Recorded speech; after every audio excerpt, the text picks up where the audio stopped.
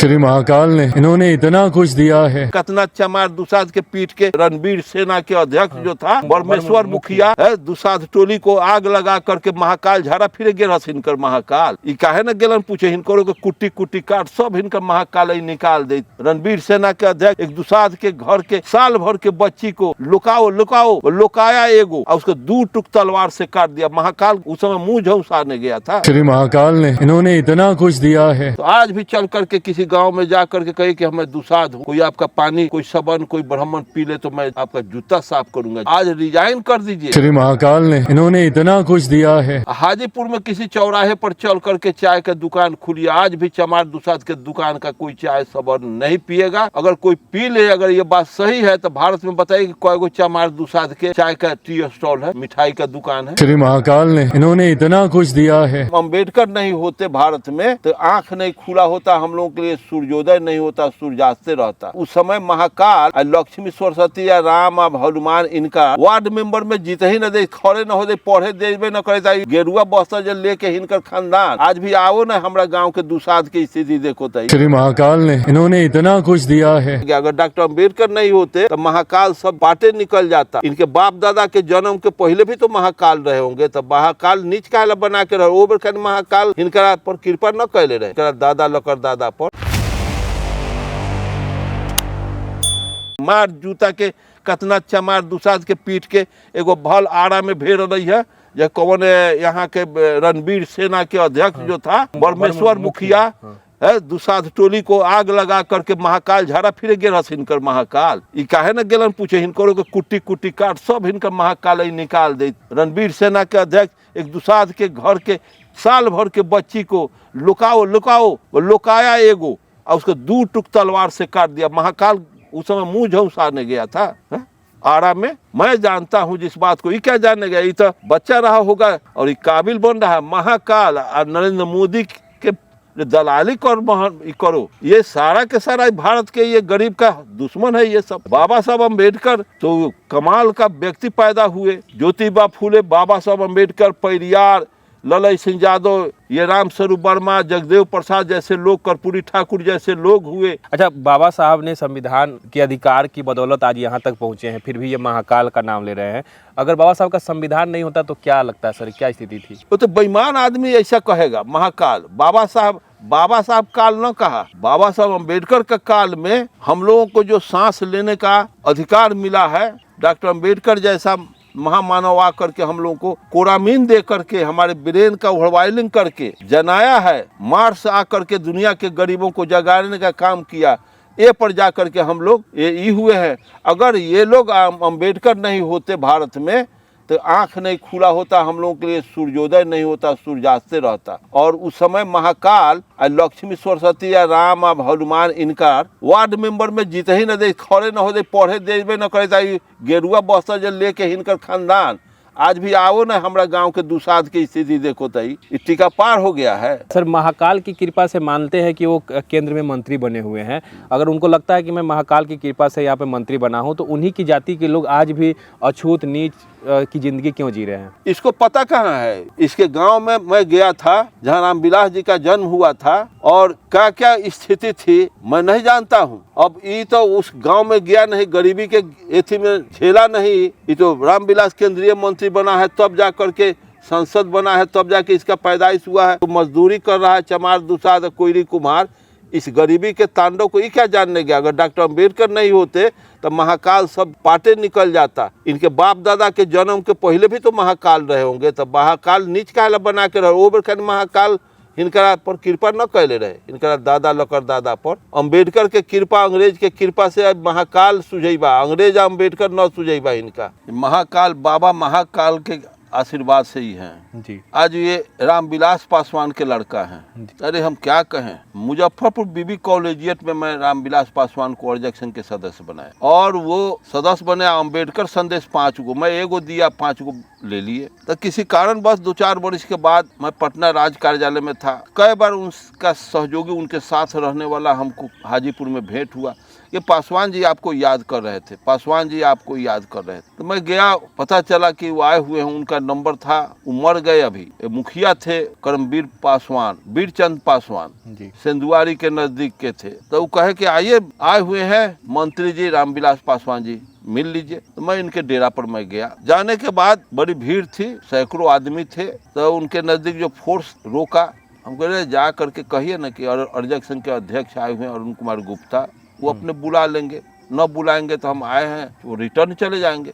तो जैसे वो जाके कहा कि सर एक आदमी आए हुए हैं, उम्रदराज आदमी है, अर्जक संघ के अध्यक्ष हैं बिहार के, गुप्ता जी उनका नाम हुआ, तब बुलाओ बुलाओ। तो उनके बगल में जब मैं आया, फोर्स कहा, मैं गया, जब किवाड़ के से प्रवेश कर रहे हैं तो उनके बगल में जो बैठे थे कोई विधायक के मंत्री थे, वो कहे कि आप यहाँ से हट जाइए, वो आ रहे हैं। तो वो हटा और उसके बाद आइए बैठ। तो रामविलास पासवान इनके पिता कहे मुझसे कि हमको तो अर्जक संघ से आप लोग निकाल दिए, तो हम क्या भूल किया था। तो अब चोरी करने वाला को पता नहीं होता है कि मैं गलत कर रहा हूँ कि सही कर रहा हूँ, तो सही समझ के करता है। सामाजिक दृष्टिकोण से गलत है कि दूसरे क्या जमा किया हुआ पेट काट के जमा करता है, उसको कोई लूट लेता है, कहीं कैसे बर्दाश्त करेगा, पकड़ेगा तो काट देगा। अगर ऐसा हो तो कोई से भी सबल आदमी गांव भर को लूट लेगा। ऐसी स्थिति में वो कहे मुझसे कि कहो, तुम कहते आप गलत किए हुए तो आपको न बुझाएगा, अगर बुझा जाता तो गलती नहीं करते। मैं उनसे कहा, सब कोई थे उसमें, सैकड़ों आदमी खचा खच भरा हुआ था। आप अपने लड़का के मुंडन करवाए थे, शायद इसी का या किसी का मुंडन करवाए थे, तो सिद्धेश्वर में माछ छिलवाए, बचपन में माछ छिलाए थे। 5 गो बाबा जी के गोड़ धो करके पियर धोती पहनाए, गुरु दक्षिणा दिए। सत्य बात है कि नहीं, वो जानता होगा। हम पूछा कि रामविलास भाई, ये पाखंड आपने किया, इसीलिए पाखंडी रामविलास पासवान कह करके आपको अर्जक संघ से निष्कासित करने का अर्जक पत्रिका में निकाला गया। वर्मा जी भी कहे कि पाखंडी को कौन बना दिया मेंबर, तो वहाँ के तो अध्यक्ष बनाए हुए, कहीं हटाइए हटाइए। मैं रिन्यूअल नहीं किया, अपने हट गया। तो कहने का मतलब है, तो मैं कहा, तो खुद कहते हैं, पर फिर जब मुंह तोड़ जवाब मिल गया, वो समझ गए कि हम चोर पकड़ा गए, तो कहते हैं कि ना अब छुआछूत भेदभाव बहुत कमा है। फिर मैं कहा कि रामविलास भाई, आप केंद्रीय मंत्री हैं, प्रधानमंत्री के कैंडिडेट हैं, इसलिए कोई सबन या अबन आपके साथ बैठ के खा लेता है, चाय पी लेता है, आज रिजाइन कर दीजिए। हाजीपुर में किसी चौराहे पर चल करके चाय का दुकान खुली, आज भी चमार दुसाद के दुकान का कोई चाय सबन नहीं पिएगा। अगर पी ले तो मेरे आपके गुलामी आपका लिख दूं। अगर कोई पी ले, अगर ये बात सही है, तो भारत में बताइए कि कोई गो चमार दुसाद के चाय का टी स्टॉल है, मिठाई का दुकान है। अगर पंजाब में है, यहाँ का जाके अब जाति बदल देगा कि मैं चमार नहीं हूँ, तो वहाँ जा करके वहाँ का चल जाएगा दुकान, झूठ बोल करके दुकान का एथी लगाएगा तब। लेकिन जान जाएगा तो फजियत कर देगा, पिटाई कर देगा, दुकान उजाड़ देगा। और मैं एग्जाम्पल मैं दूंगा, बीपी सिंह के गाँव में मैं गया था, सम्राट अशोक जयंती मनाने, उद्घाटन करने के लिए लोग बुलाया था। तो इलाहाबाद उतर करके वहां से मैं गया था 125 किलोमीटर बीपी सिंह के गांव में, मंडा के नजदीक। वहां भी आज भी वहां का चमार दूसरा दलित लोग, ये क्या बोलेगा ही। अब रामविलास पासवान को मैं कहा तो फिर थर्रा गए। तो आज भी चल करके किसी गांव में जा करके कही कि मैं दुसाध हूँ, कोई आपका पानी, कोई सबन, कोई ब्राह्मण पी ले तो मैं आपका जूता साफ करूंगा जीवन। आज भी मंडा में गया था, अच्छा 3 बरस पहले, हजारों आदमी रात में ट्रेन कल होकर के ट्रेन का वापसी का रिजर्वेशन था,